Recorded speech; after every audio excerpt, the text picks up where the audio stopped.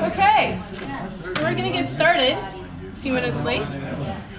Thank you all for coming. It's great to see so many of you here and excited about the Sumas history. We love it and we really appreciate all of you coming. So we're trying to do a series of local history this spring, and so the first one is here about Sumas history. The next one we're going to do is about the Sumas Roundup. It's February 4th, and Deborah Morgan is going to present that one. And I've got some little handouts. I'll pass them around, and you guys can take kind of a reminder. It's going to be February 4th at 7 p.m. over at the Senior Center. It's a Wednesday. And then the one after that, we are doing about, it's called Drive-Ups, Drive-Throughs, and Drive-Ins, about the history of movie theaters and restaurants in Whatcom County by a local author. He just published a book this past December, and he will be here to talk. And then we have one more arranged in April 1st. Again, that one will be, the Drive-Up one will be here.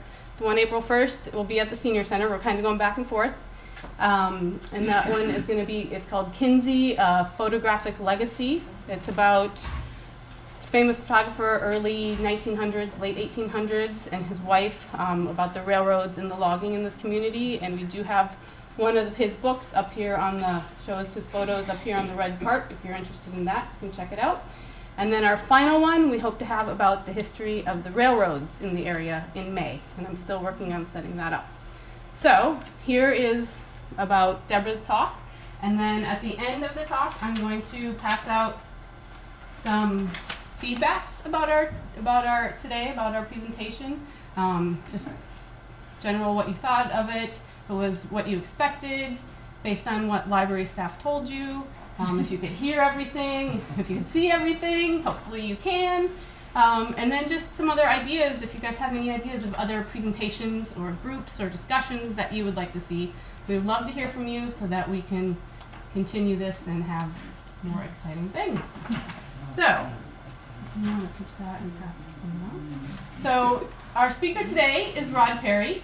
He is a local liver. I don't know, he's lived here for, I don't even know how many years you've lived here. All my life. Okay, all his life. So I did know that actually, because people told me that. Anyway, so he's going to tell you a little bit about himself and is talking about Sumas. So thank you. Thank you, Galen. It's a pleasure to be here, and it's exciting to see so many people that are interested in the history of this area. My talk today is going to be more about the general area rather than the town of Sumas. And I should know a little bit about the history, as my grandfather, not my great-grandfather, but my grandfather came through this area using the Whatcom Road in 1872 on his way to build or help build the railroad tunnels up at Yale. Now, if you know your BC history, BC became a part of the Dominion of Canada, and there were two things they wanted. One, to forgive their debt, which is a good thing for them, and the second one was to get a railroad in, because the U.S. had already had the railroad through and they were taking all the trade. So one of the reasons that they took on such a big debt was building the roads for the gold rush that was up there. The Whatcom Road continued on up to the Caribou Trail, and they spent a lot of money and went in a lot of debt to build that. So as my grandfather came back, I always like to say he walked a day's walk too far.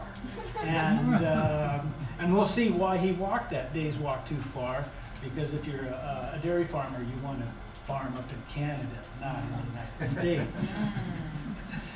So anyway, then he homesteaded, or he homesteaded actually over where the Nooksack High School, in that 160-acre quarter section there. But he was a fireman. He was an engineer company #1 down in Seattle. And he moved back to this area after 1889. And if you remember your history of the Great Seattle Fire, I think it was in June of 1889, they had that big fire. Well, he was a fireman, and lo and behold, a few months later, he comes up here. So he probably was depressed from everything they lost. So anyway, then when he came back, he actually lived in a log house on his dad's place, which would be my great-grandfather. and that's where we live today. And we're one of the four, there's more than four though, but they're one of the four remaining homestead farms in Whatcom County. There's, I think, the Macaulay, the Steele, the Westergreen, and our farm. So, but that's not all of them, because I know there's another one. So, anyway, let's begin. And like I say, I want to talk about more of the geography and hydrology, and we'll get into a little ornithology too of the area here. We start out with the glacier. Now, the glacier, what it did, the Nunuksak flowed to the Fraser, but the glacier blocked the Nooksack, and at that time, as it receded, then it cut the new path over to Ferndale. So then, as it receded, then it actually went from, if you cross where the railroad tracks is on Van Buren Road, the Nooksack flowed back all the way through this Sumas Valley from over there by the basically Van Buren Road where the railroad tracks are to Vetter Mountain. So that through a lot of geological time, that happened about 10,000 years ago, and it was flowing back and forth. And then they say it was only about 800 years ago from a log jam that the Nooksack changed course and then went back towards Ferndale.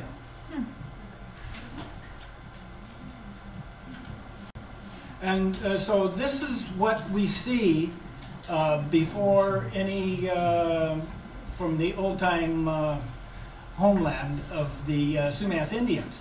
We see Sumas Lake here. Sumas Lake, and you see all these trails through here. And this is a great picture. This came out of the archives up at the Chilliwack Library. And there it's showing sturgeon, and it shows beaver, and it shows all these different ones. And it shows a lot of ducks and migratory birds using Sumas Lake. And we'll come back to the lake a little later. Here's another picture. Now this is a little later. We have the Whatcom Trail. The Whatcom Trail went, and that was for the gold miners, basically. And the reason it was ended up at Everson is because the Nooksack at one time did not flow to Ferndale. It went to the Fraser. So the Indians could go from Chilliwack all the way to Bellingham Bay to get shellfish, and because the river wasn't there at that time. So that's why there were old trails. And this is a sign on the Telegraph Road over by Bellingham. I didn't actually take this picture, but it's showing the significance of the old Telegraph Road, because it started at Whatcom, and then it meandered through Whatcom County and then hit Everson, and from Everson it crossed over, it had to go over Sumas River, and then it came up where the cemetery is, the Nooksack Cemetery, and then probably followed the Telegraph Road, and then went down and crossed Sumas River, I want to say 3 times, some of them say 4, so I imagine it was just a log or 2 they crossed on. And then it ended up on the east side of Sumas River over here, and then it actually then went to Canada, so that's where you get the Whatcom Road. So it tied into the Whatcom Road up there. This is where it all begins. When the Indians were here, they kind of shared all the environment, and there really was no possession of the land. It was shared with all. But here signifies the Willamette Meridian. Now, I don't know if anyone has been to Willamette Stone State Heritage Park. It's in Portland, Oregon. So what this means, this is the original point of where it all started for the surveyors. And what it means, Sumas here would be 41 north. Does anyone know their 41 north range? Does anyone know their township range and section? Well, it's 41 north. Sumas would be 41 north, which you times that by 6, so that's 246 miles north of this point. and we're in section 4, range 4 east. So we're 24 miles beyond the point of the Willamette Meridian. So we'll get another little picture here. This is what they did. The Willamette Meridian was, the baseline was below the Columbia, and they tried to miss all of Whatcom County up here. But there's a little piece of Whatcom County on the west side of it. And so if you know what a township is, a township's comprised of 36 sections. And so this was how it was laid out, and this was from, I think, President Jefferson in the 1700s, how they were going to lay out the new lands. And this is just a little history of the state of Washington. It was a part of the Oregon Territory. They broke off, and I think that was in 1854 that happened. And that's when the big push to survey the territory was.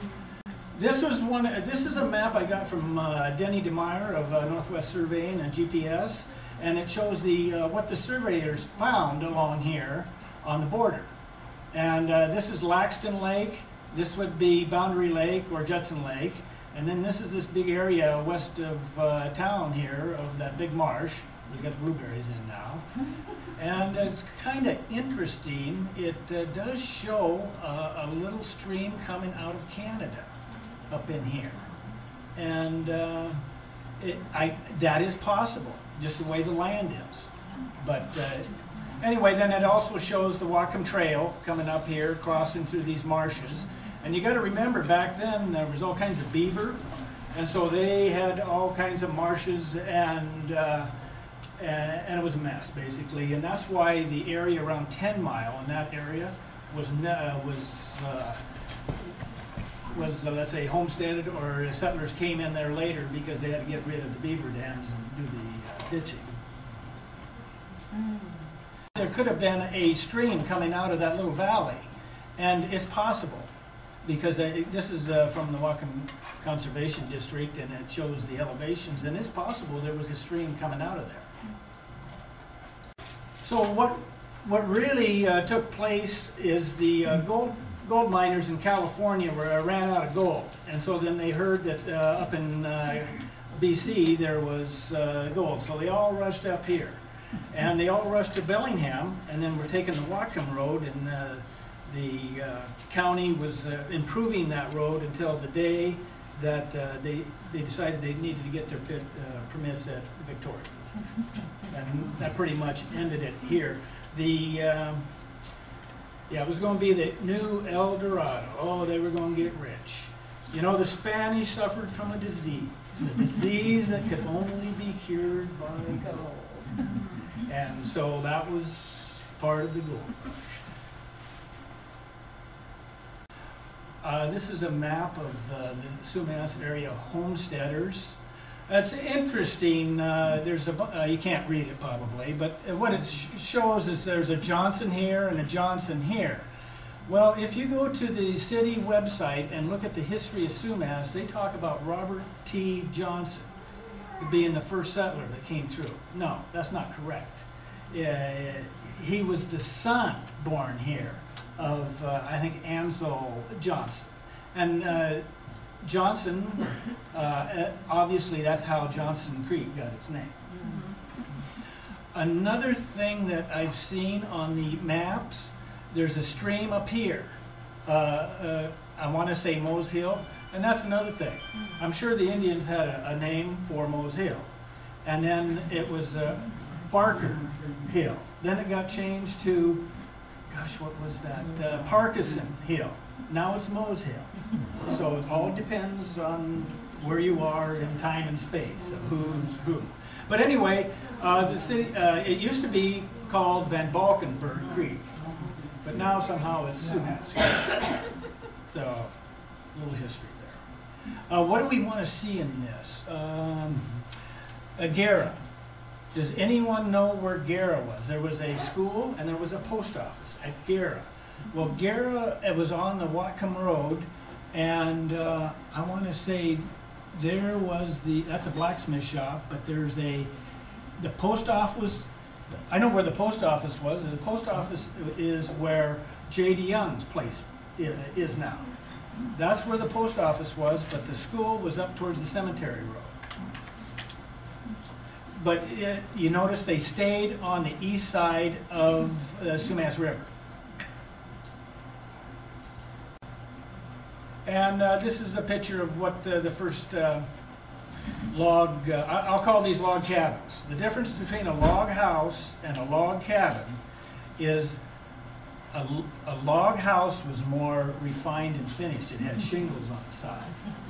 These are log cabins. This is the old Van Buren, because I did a Clearbrook thing. I'm going to throw a few Clearbrook pictures in here. This is, but it goes to show you the dovetails.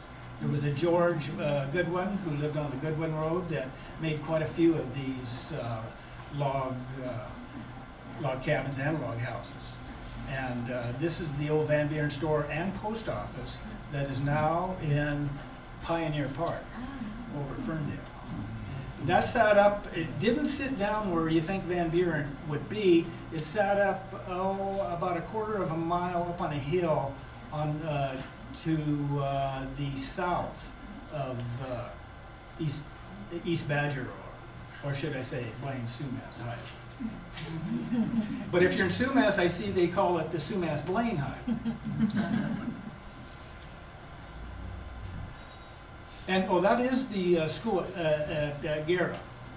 I don't know if anybody know Low Brown. Does anybody know Low Brown? Low Brown, that's the way he pronounced it, Gera.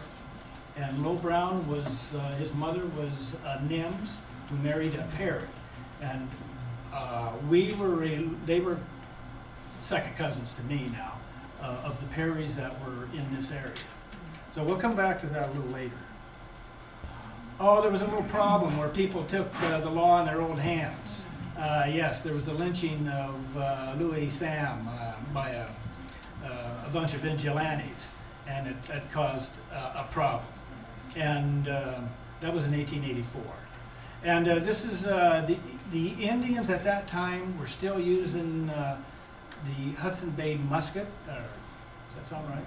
Musket, because it was about like a 58 caliber thing, and because it still had the flintlock, not the percussion, and they apparently could get parts for that. Well, anyway, this was a problem of taking the law in your own hands, and it caused an international scene. And apparently, it's marked out there in Canada somewhere. I don't know if anyone has seen that or not, but supposedly there's a marker there where this happened.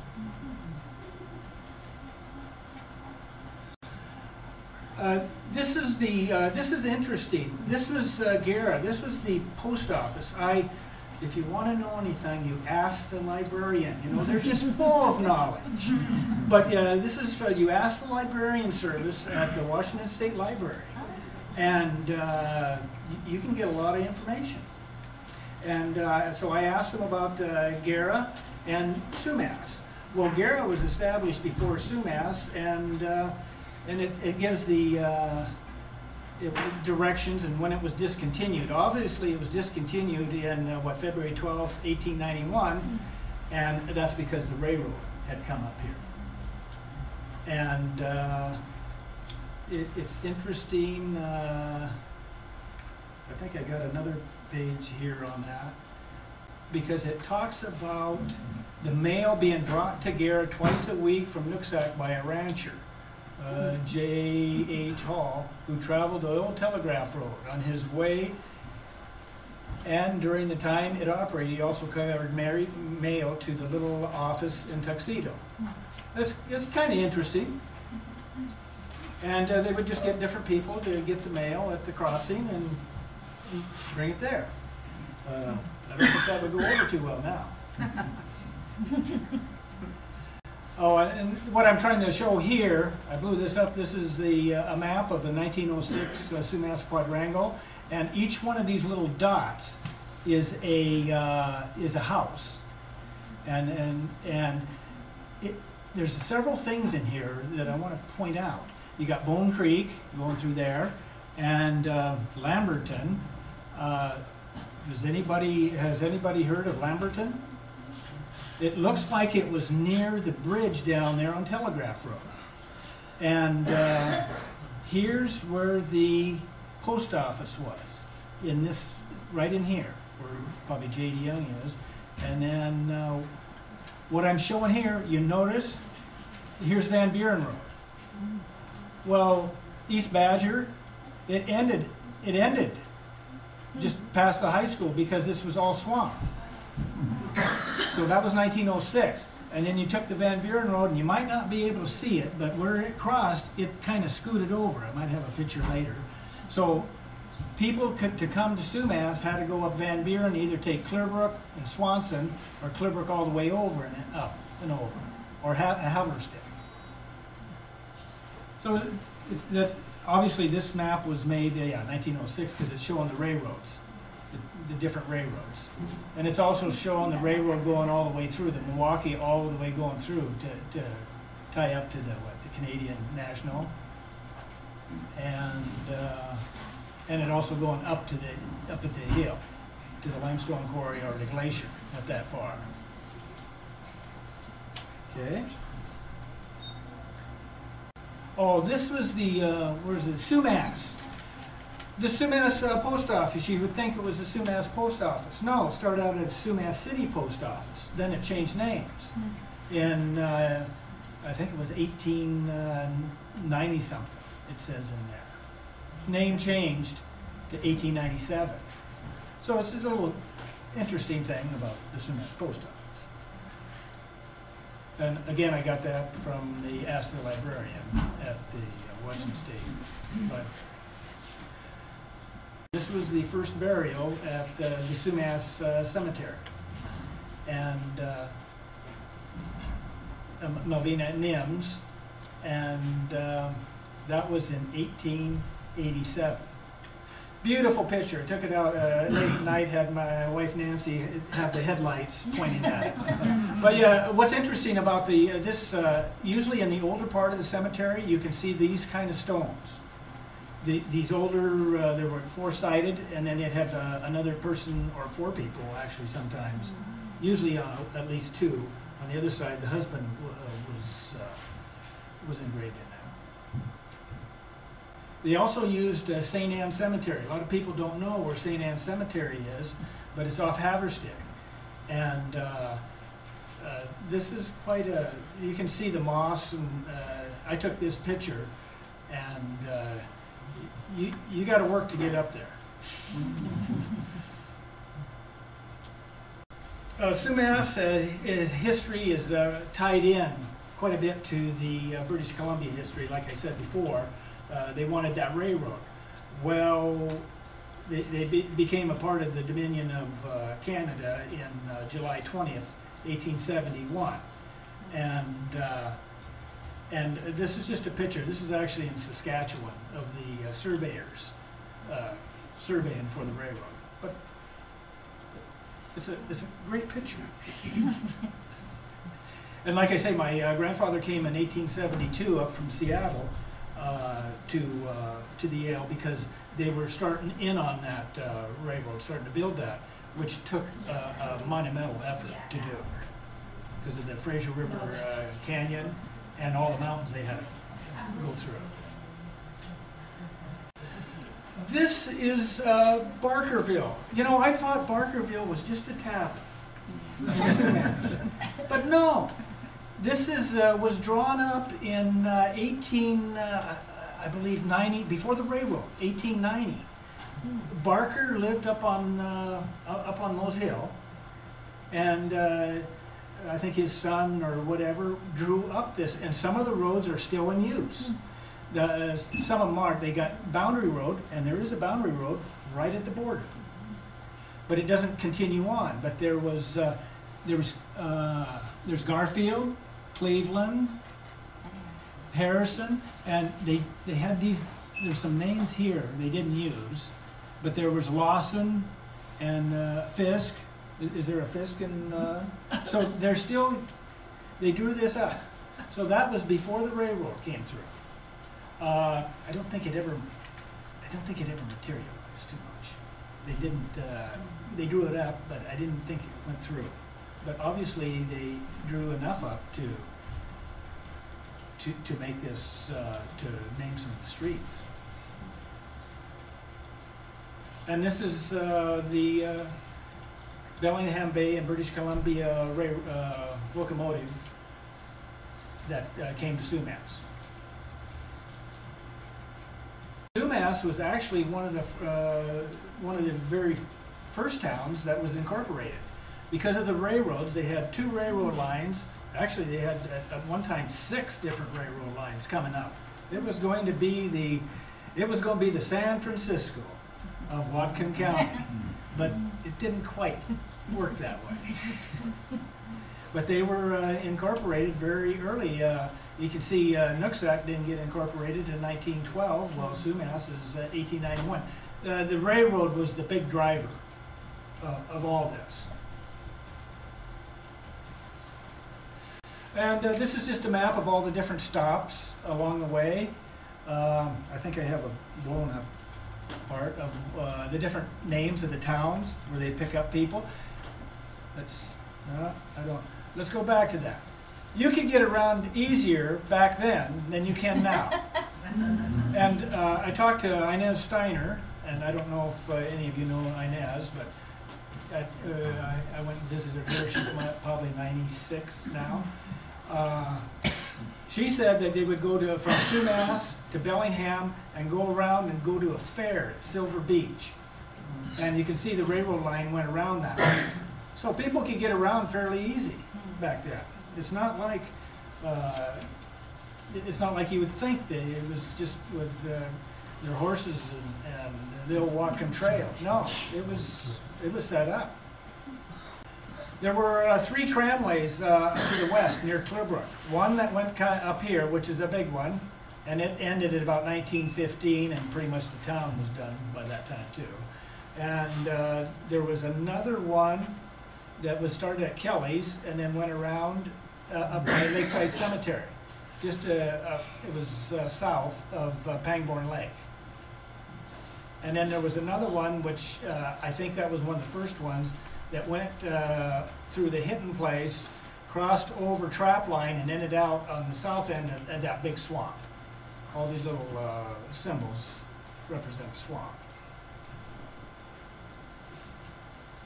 And this is still this 1906 picture. It shows nothing, no road over here. So I just blew it up a little more for Sumas. Interesting.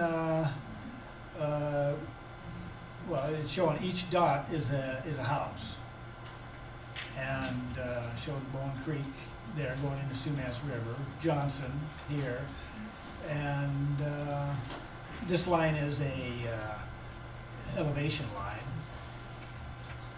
and it's showing the railroad going through. Actually, if you go out west of Sumas here, where the railroad, there's still a railroad bridge that crosses Van Valkenburg Creek. You can still see it.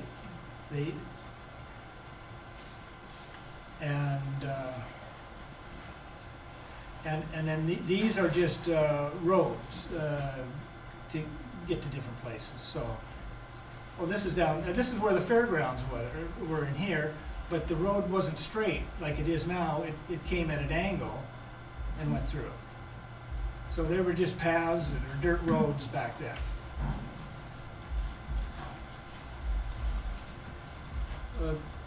This is just a bigger general map of it, and then I'm showing the tramways.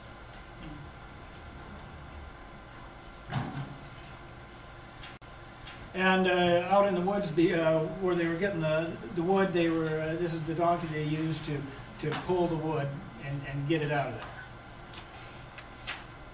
Actually, the Bellingham Bay and British Columbia Railroad didn't pan out to what they thought it would, but they made it work by getting the trees and stuff off the let's say the Haverstick and all that area.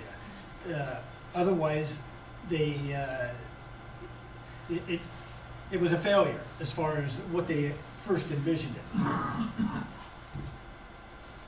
And this is the picture of the little tramway. This is up in the Haverstick area, and it was a narrow gauge, and it was a simple rail.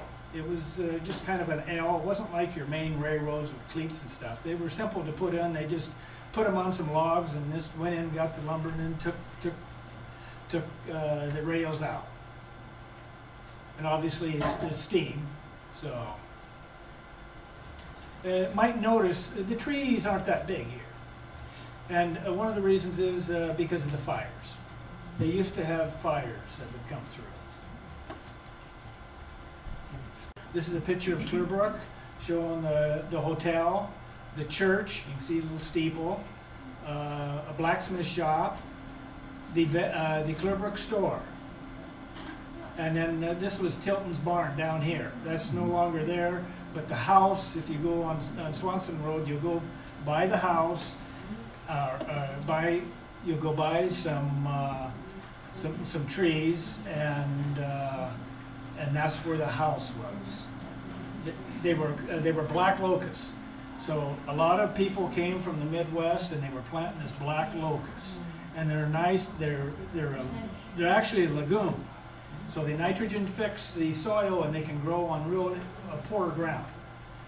And they planted that where our log house was.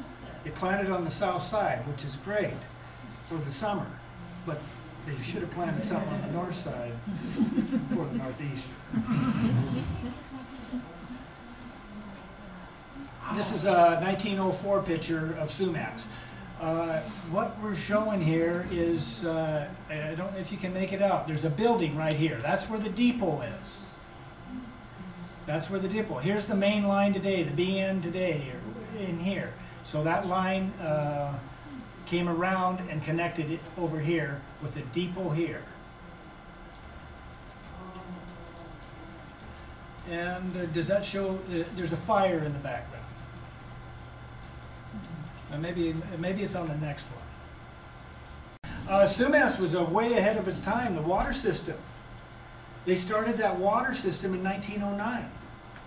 And it goes through a history of this. I got this from Rod Fadden at the City Hall. And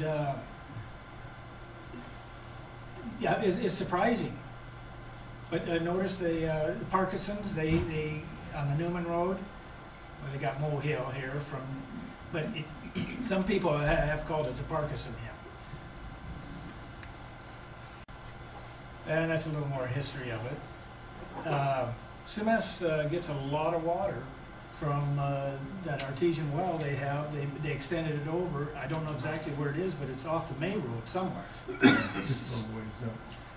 Somewhere in there, and they pump a lot of water. In fact, they furnish it for, what is it, Nooksack, and they're going to furnish it for more people coming up. And they got, because they apparently have quite a water right. So here's the one with the fire in it, but this is 1912. Notice how much it's been built up. The main town was along the railroad here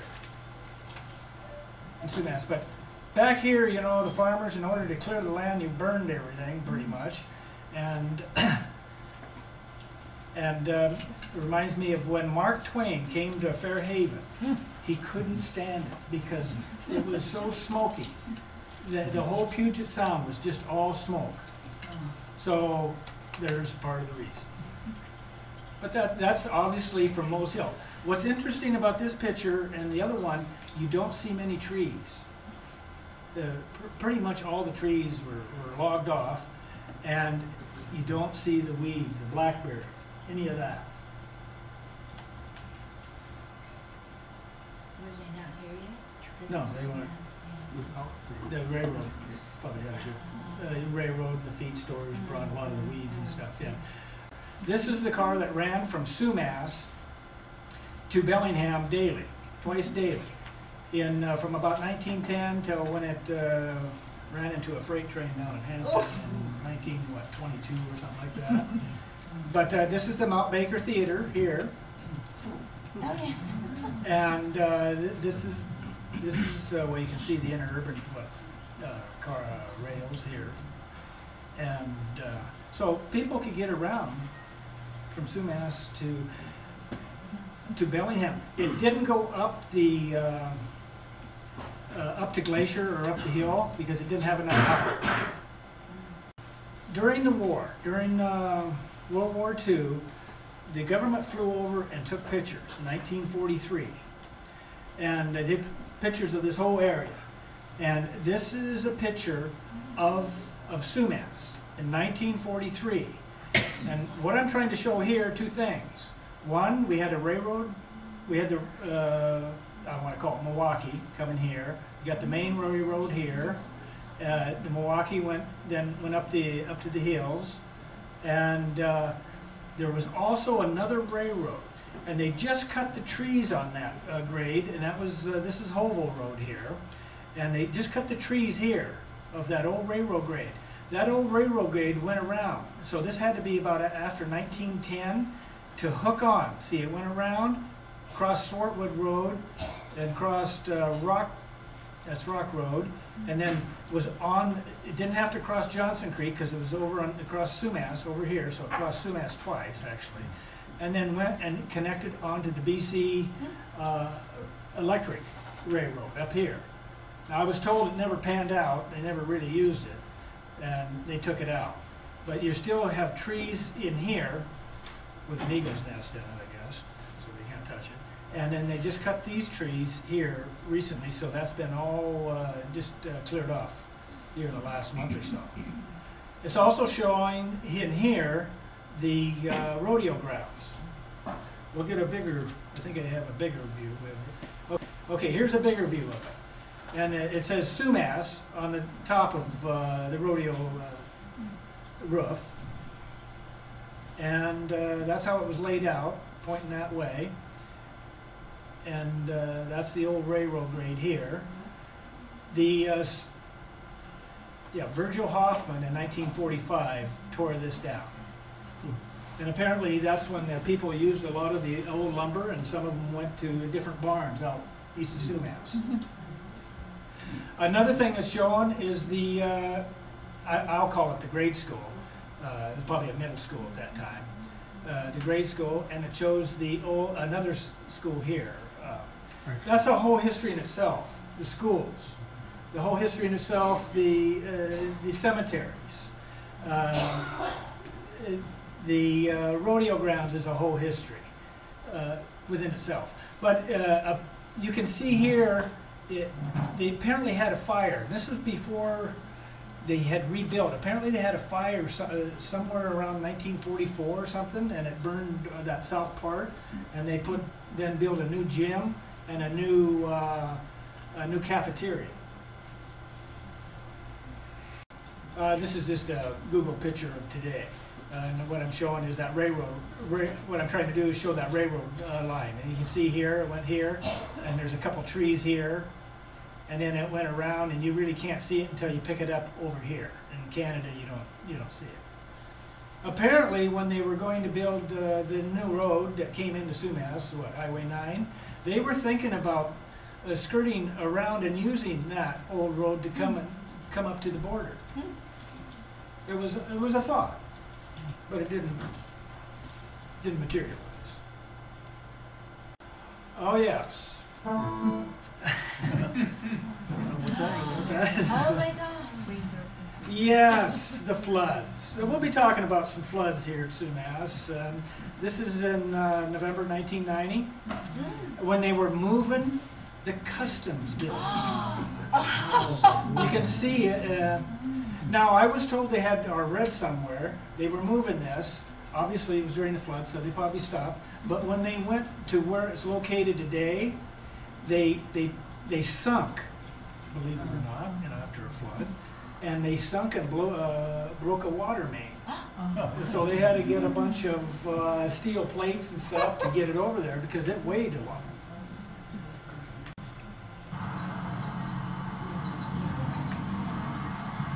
I was asked to give a video of the Vox Swift. Now, this is the Vox Swift going into the chimney of the old customs building. It's not really, but it's another one somewhere. And there's going to be a hawk come up here and grab one of these Vox Swifts. Oh! There he is. Okay, now watch. And so now there he took off his one. Well, sometimes the crows get up there, and it's a real problem. So they make little guards so the birds can't be doing that. Now I don't know. Has anybody seen the Vox Swift going to the chimneys? I've seen it. There's About not. 10 years ago. There's not that. I didn't. When I saw it, there weren't that many. There was quite a few, maybe not this many. I was trying to get the records. Somebody kept records of them. What time of year they came and left because they're migratory. And I couldn't get those records. Someone said Larry Marion had them, but I asked around and no, he didn't. I don't know if he did. Maybe he has them, but they just can't find them. So are they only there when they're on migration? Do they only go into that chimney when they're on their migration? Both up and down, but I think they go in there and have their young too. Every night. All summer though? No, just No, when they're here. Just when they're here, Just but on they migration. make it all the way down the coast. Yeah. And they go to Mexico. They're kind of like the reason they light in chimneys. Their feet they can't perch. Yeah. They can't perch, so they go into they used to go into old growth, let's say trees and stuff. So there's not as many, but they've adapted to this, and that was one of the reasons why the old custom building was moved. This is the first meeting they had to form the Nooksack Township. They had probably had an election, and this was in the Van Buren Hall. Well, that was up at the Clearbrook School. That was the Clearbrook School, and actually, originally it was the Clearbrook Hall was originally the second school at Clearbrook, which was just before the tracks up on a little hill by Kirkman's. And then they moved it. It was a T. It was a two-room. They T'd, and then they put it together and made a community hall in 1910 at Clearbrook. Then when the schools were, I won't say closed down, what they call that, when they were put together, consolidated in 1944, the kids from Clearbrook came to Sumas. So that was Clearbrook was the school was done in 1944 that fall, and in 1954 then they moved that building up to the Clearbrook Church, and it's the parish hall. Sumas was part of the Nooksack Township. And there were 2 counties in the state of Washington that participated in the township form of government. We had 23 townships in Whatcom County, and that was from I want to say an 1896 law that they passed, and it took effect in 1897. So they participated in that, and one of the reasons they did it was basically road building, maintenance, and a garbage dump. And this is the township hall. This is it's since been turned. It was sold in '69, or yeah, the township form of government ended in '69. And this is a picture from up on the hill looking at Clearbrook, and at the Van Buren. This is the township hall, and Van Buren store, and looks like a little. I know of a little shop that was there, but then our place is in the background, and you see those little bumps. Well, let's move on here. That's what we were haying. This isn't from our place, but this is what those little bumps represent. And this is going to be a map of the different townships. There were 23 townships. And the Nooksack Township was basically Trapline Road was the west side of the township, and then it'd be out here east of Sumas a little bit, but they also included, which is unusual for a township, they included the lower part of below Vetter Mountain for the township. And like I say, it was for cemetery maintenance, ditches, and roads. The end of the township. Does anybody know what end of the township? The garbage dump. Yes. The garbage dump on, was it Road? Yeah, they were having more regulations and stuff, and so that was pretty much the end. And the end, December 31st, 1969, it was sold. The buildings, and it was done. They all went to the county. And from that morphed the fire districts and the cemetery districts. Because, you know, once you get a government involved, they don't like to give up anything. But what's interesting about this, the cemetery district, Sumas didn't participate in a district. So the city of Sumas maintains the Sumas Cemetery without a cemetery district. Do I go on to why? Let's not go. One of the reasons, once you get a cemetery district or a special need, I want to say special needs district, special districts, small districts, then you have state audits, you have elections, you have all this government regulation. So there still is a space in here for a cemetery district, but since they maintain it, it's fine. Now we're coming up to a little of the geography and hydrology of Sumas Lake. This is the Fraser, and what it looked like before there was any, let's say, man-made developments. And this is a picture. This is the permanent lake. This is a picture of the permanent lake. And this is when the Fraser flooded. And you notice it went all the way down east of Sumas here, out into between, oh, it got probably as far as the Rock Road, just touching Rock Road. But Jones Road, this area here, it would get that high. And that was every spring. Now you gotta remember, Nooksack normally floods during fall. Because you get snow melt, and then you get warm weather.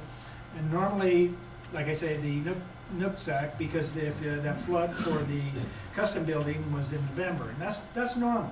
But the Fraser floods in May, June, during that time because of the snow melt and such a big area. And this is a picture of the lake, Sumas Lake.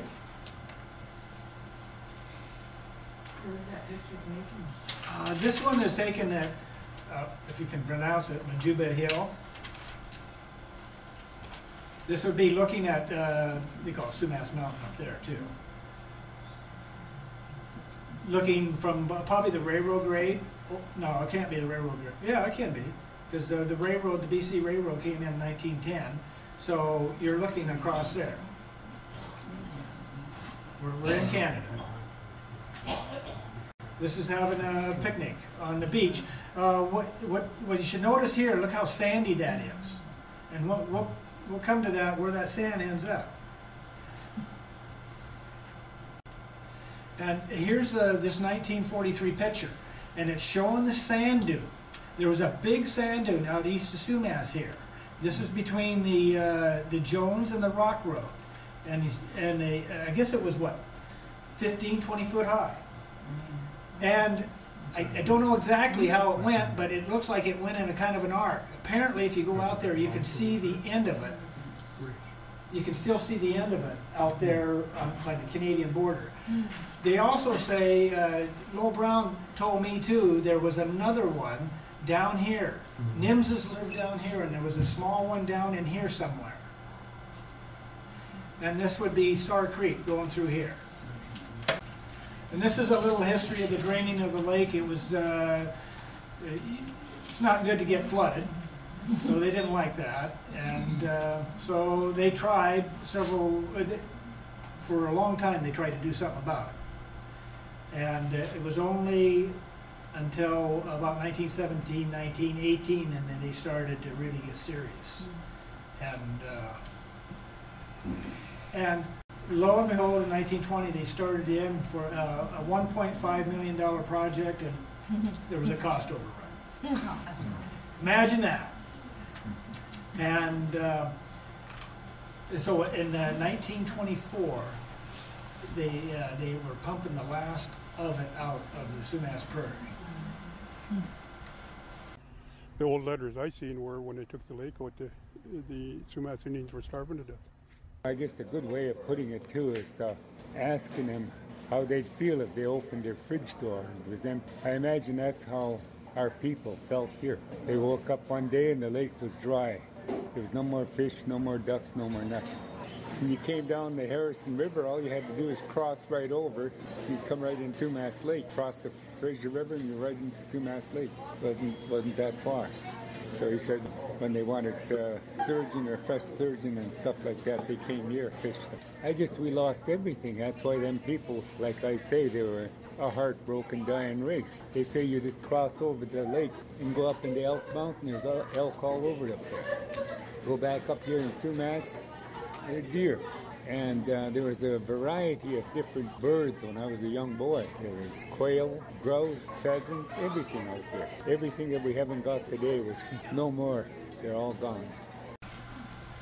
So what they did is they routed the Chilliwack River down here, down through the valley, and built it up. And so, and then Sumas River comes in here and they put a pumping station in here. So if the Fraser came up, they'd shut the gates and then just pump it over. Afternoon. Oh, this is some fish coming up. Yeah, there's about 2, 4, 6, 8, 10. One's moving there. Well, they seem to rest. There's a whole group of them there. We'll see if they all move at one time.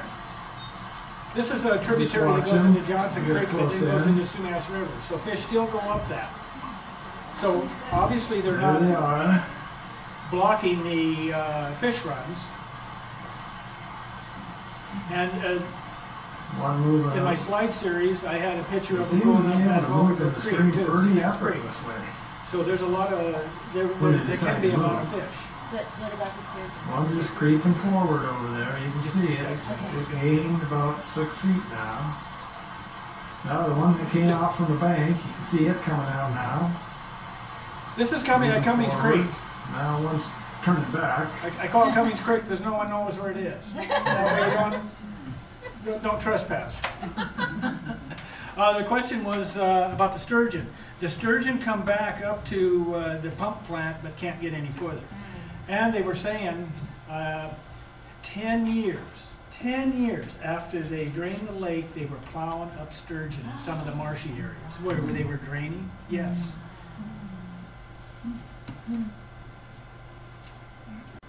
I don't have to write the history of Sumas. It's already been written. Levon Hoffman. I don't know how many of you know Levon Hoffman. She wrote articles in the 1949, the 60th anniversary edition of the Sumas News. So I copied it and had my wife help me because it got long, my fingers started cramping out because it's quite long. And so I put it in a booklet, which I'll present to the library here. And she talks about all these different things. It was for a, she was getting, I want to say her master's, but probably getting her teaching certificate in the state of Washington from, it probably wasn't Western at that time, but Western, anyway, Western. And there's all these different subjects she talks about.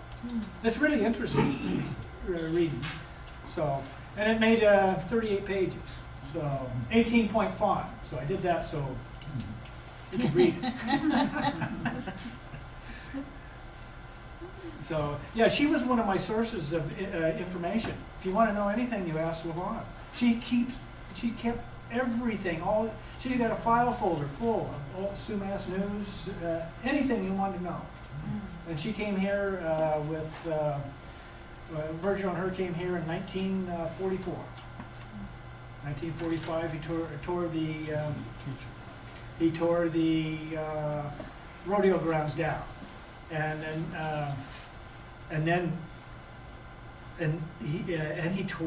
he helped tear the Clearbrook School down, the big one, not the community center. He helped tear that down, and apparently some of that material is in the house that they used to live in. People did that more in the old days. They would reuse lumber. Now, Doesn't meet code. Doesn't meet code, and then if you do use it, you got to drill it's so hard, you have to drill a hole and then pound a nail. If you want to know anything about the town, Nooksack Valley Nostalgia. That's Debbie here at the library, keeps this up, does a wonderful job, and there's a lot of material in there. So if you want to know anything about Sumas and the town, that's where to go. And she likes to take one subject and then get as much information as she can. She posts it, and then everybody else is a historian, gives her even more. Do we want to go to the future, or do we want to call? This is Sumas 2212. This is the spring of Van Valkenburg Creek. You know, you go back to New York, and they have streams and back there. Well, this is what they end up. Manhole cover in their grave. What happened? The overflow reach up at Everson. You know, the Nooksack wants to go to the Fraser in the worst way. And if you go down I want to call it the Lawrence Highway, Highway 9 now, you can look out there, and apparently the county has taken out some of the riprap, and it's coming this way. It's coming. Sumas Creek starts over right behind the feed mill. Yeah. And that's about 80 feet, and Sumas is about 25 feet. Elevation? Yes. Yeah. Oh, it won't take much. It's all downhill. That's why we had the floods in '89. Well, then there's also Johnson Creek too. Johnson Creek starts right there, right past, just right past this point. This is a little down further, I want to say south and west. Yeah. And it wouldn't take, usually on a river, it takes a log jam. You have log jam, ice jam, something, boom. You can see Sumas Mountain. Sumas is right over here, down there, not too far. So what happened? Well, we have two philosophies. Up in Canada, we control it. We control the floods. And we build the vetter. We build the pump stations. We control that. What is Whatcom County's attitude? We have treaties. Natural. They want to go where the river naturally flows, so it's an overflow. The only thing that helped Sumas recently is when they built the bridge, they made it wider, so there's more water going through. But it's filling up, and it's just a matter of time. Thank you. Oh, to scare you even more.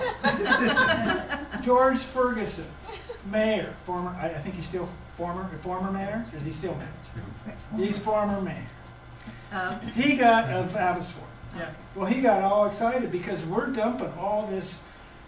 Well, there's two reasons why all this water goes up there. In the old days, it used to have, if you went out in the woods, there'd be all these little places where it could fill up. So the carrying capacity of the land was so much more than what it is today. Now it's all level, it's laser guided, and so boom, it's right up there to the pump station, and they don't like that.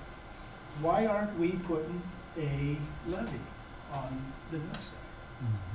Well, they're not putting a levy on it because then if they do that, then more water goes to Linden and goes down to Ferndale and floods them out. So they want it more natural.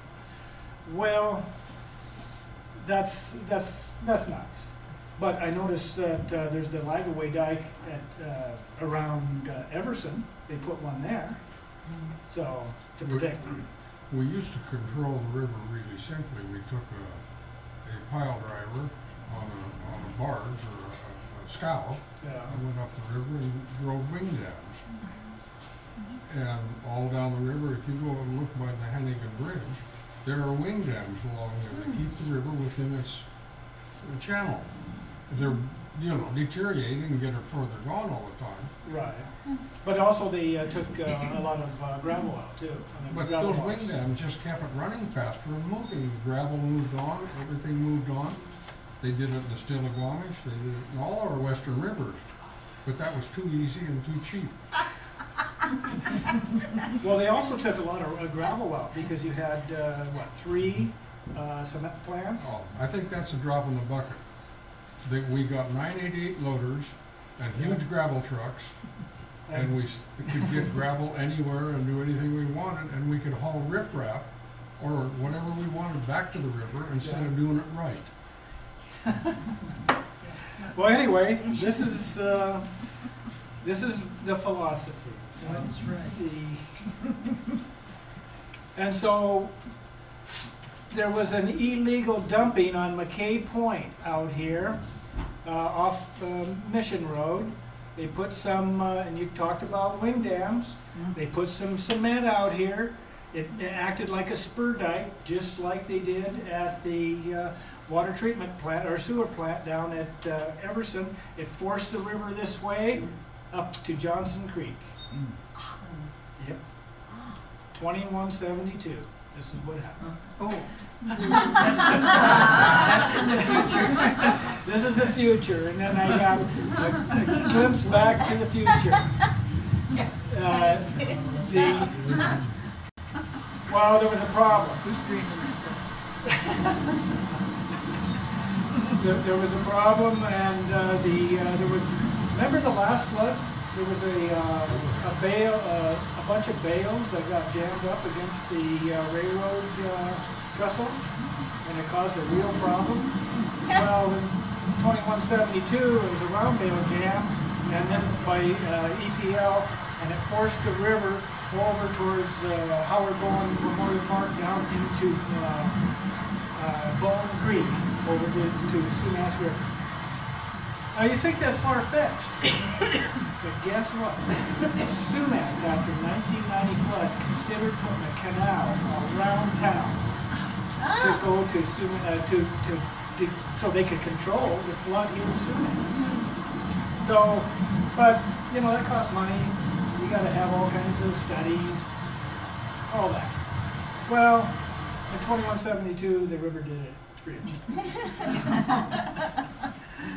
Okay, that's my presentation. Any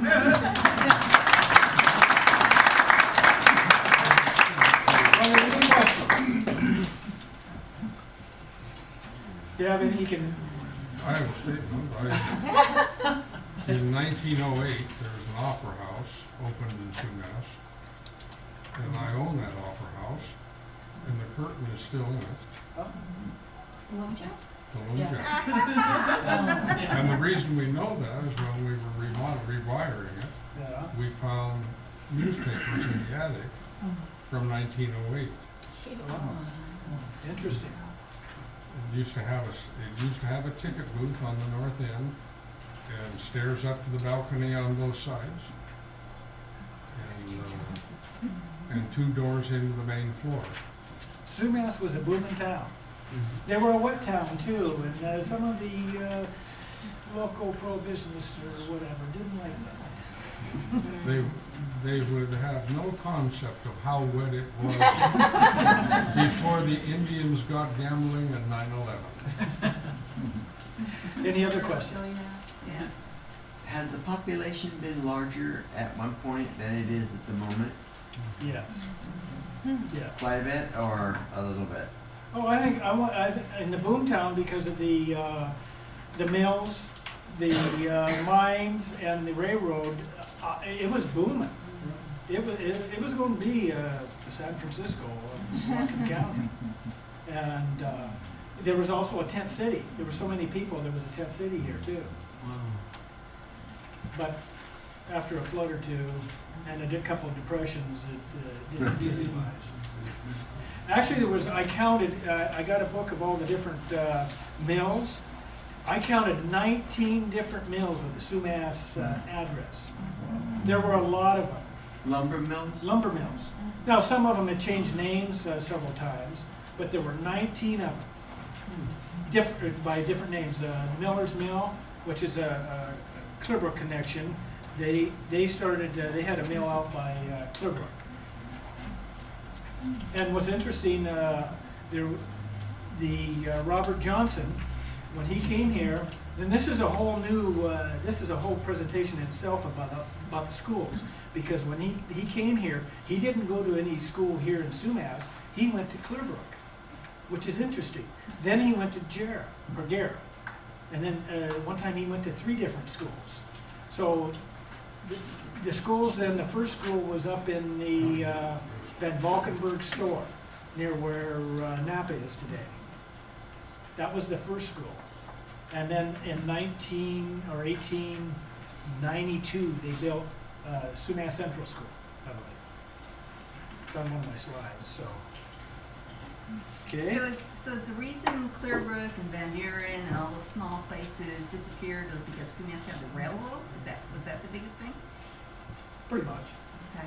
So they Pretty much, and then Clearbrook kind of disappeared because of the logging disappeared. Because what? The logging. Oh. They had already cut the trees by 1915 and moved on up to the hills. Okay. Good enough. Well, thank you. Thank you.